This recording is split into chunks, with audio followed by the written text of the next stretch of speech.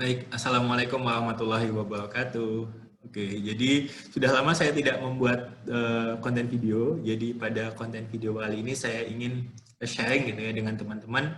Sebenarnya apa yang memotivasi saya hingga sampai sekolah di luar negeri di Jepang sekarang. Gitu ya.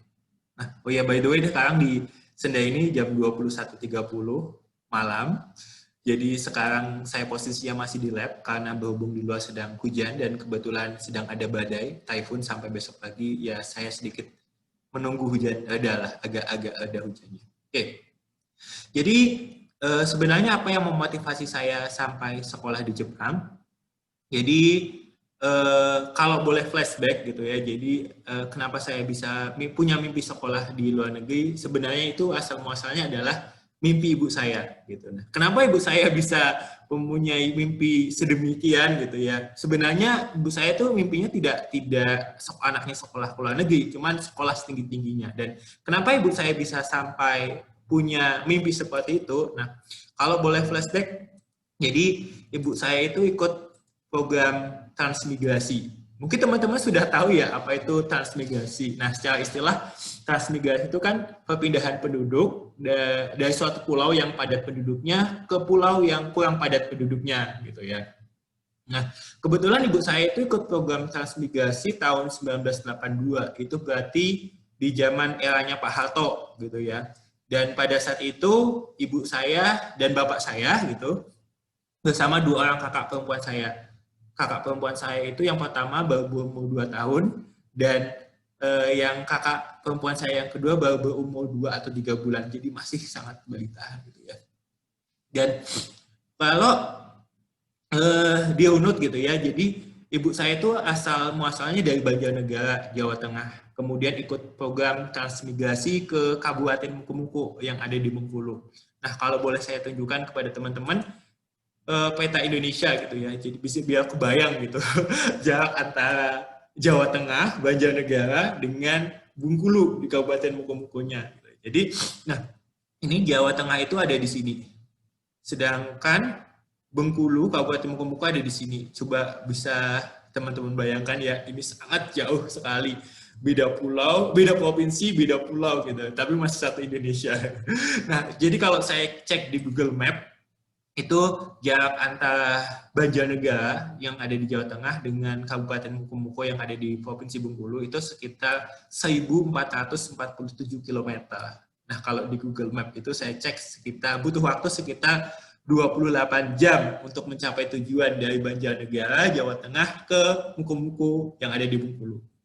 Jadi kebayangkan bagaimana jauhnya, bagaimana effort dari bapak ibu saya dan kakak-kakak saya untuk ikut program transmigrasi. Dan sebenarnya apa sih yang memotivasi bapak ibu saya ikut program transmigrasi? Itu cita-citanya mulia, jadi ingin anaknya sekolah setinggi-tingginya. Jadi kalau teman-teman belum tahu, jadi bapak ibu saya itu tamatan SD dan bapak saya itu tamatan SMP mungkin tidak lulus. Jadi beliau di Jawa mungkin merasakan ya bagaimana susahnya mencari pekerjaan, bagaimana susahnya mencari pendapatan dengan jenjang pendidikan seperti itu SD atau SMP. Dan beliau bapak ibu saya itu sudah berpikiran pada saat itu akan sangat susah untuk menyekolahkan anak-anaknya jika tetap ada di Pulau Jawa, itu tetap ada di Banjarnegara. Jadi pada saat itu bapak ibu saya memutuskan untuk ikut program transmigrasi. Pada saat itu dari Banjarnegara, Jawa Tengah ke Mukomuko yang ada di Bengkulu. Jadi saya yakin sih dan saya yakin dan percaya bahwa pada saat itu bapak ibu saya juga tidak punya gambaran bagaimana Bengkulu itu seperti apa gitu ya, kondisinya seperti apa. Pada saat itu belum ada televisi, belum ada apa-apa gitu yang bisa memberikan informasi gitu tentang daerah tujuannya. Jadi kegambarlah bagaimana tekad ibu saya, bapak ibu saya, bagaimana pengorbanan ibu saya untuk pada akhirnya ikut program transmigrasi gitu ya. Jadi nah itu cita-citanya adalah ikut program transmigrasi adalah agar di daerah tujuannya, di daerah transmigrasi bapak ibu saya itu bisa mendapatkan pekerjaan yang layak hingga pada akhirnya bisa menyekolahkan anak-anaknya setinggi-tingginya. Agar supaya apa? hidupnya itu tidak susah seperti mereka. Itu yang terutama ibu saya yang selalu sampaikan bahwa kenapa ikut program transmigrasi salah satunya adalah itu agar anaknya bisa sekolah setinggi-tingginya. Dan itu sedikit banyak menjadi cambuk buat saya dan kakak-kakak saya gitu ya, untuk paling tidak mengecewakan ibu dan bapak saya yang telah banyak berjuang gitu ya, mengorban jauh dari keluarga, jauh dari kerabat gitu ya, dari kabupaten pulau di Jawa gitu, yang notabene-nya adalah incaran banyak orang untuk hidup di Jawa gitu. Dan bapak ibu saya punya tekad memberanikan diri, mengorbankan apa yang ada di Jawa gitu ya, mengorbankan maksudnya ya jauh dari keluarga, kemudian tidak tahu bagaimana kondisi di transmigrasi selanjutnya gitu.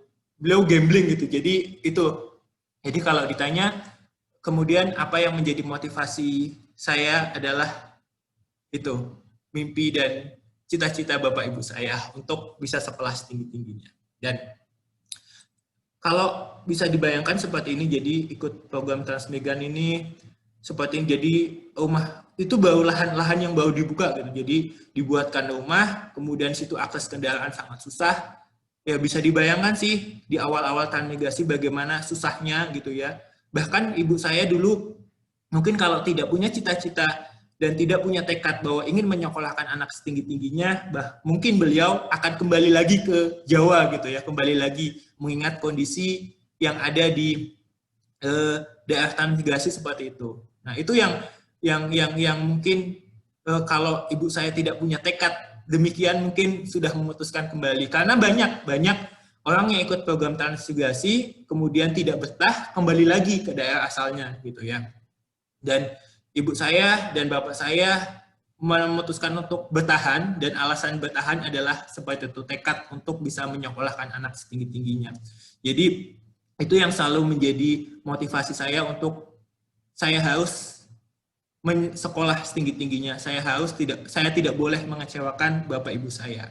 Dan ternyata apa yang dicita-citakan bapak ibu saya ya tidak serta-merta mudah jalannya gitu ya. Di awal-awal ibu saya karena tidak punya pekerjaan, bapak saya itu merantau gitu ya, merantau ke daerah mana gitu, ikut pekerjaan apa, dan pada akhirnya karena ketidakjelasan pendapatan dengan pergi merantau seperti itu, akhirnya bapak ibu saya itu berjualan tempe, dan hingga saat ini masih berjualan tempe, cuman memang produksinya tidak sebanyak dulu gitu ya, ketika masih bapak ibu saya masih muda, masih sehat gitu. Sekarang udah sepuh, sudah sering sakit, jadinya masih buat tempe cuman untuk kegiatan sehari-hari.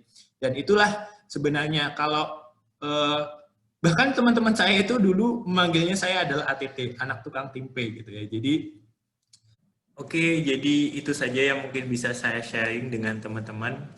Sebenarnya masih banyak sih hal yang ingin saya ceritakan, mungkin tapi nanti akan saya buat di sesi selanjutnya, di konten video selanjutnya.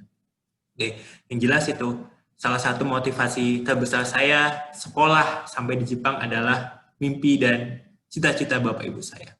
Oke, terima kasih sudah menyaksikan video saya. Sampai jumpa di video selanjutnya.